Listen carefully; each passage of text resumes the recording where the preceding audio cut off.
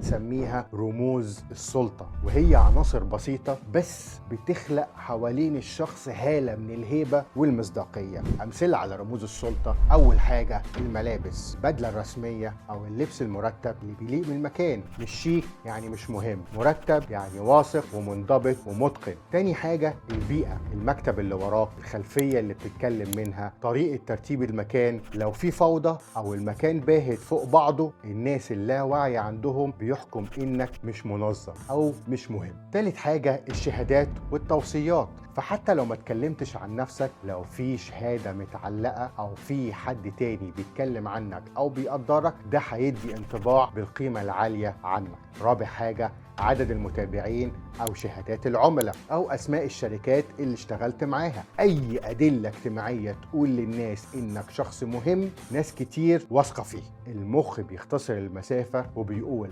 طالما في كل الإشارات دي الشخص ده يستاهل إني أسمع له. رموز السلطة مش استعراض، لكن هي إثبات صامت إن عندك كل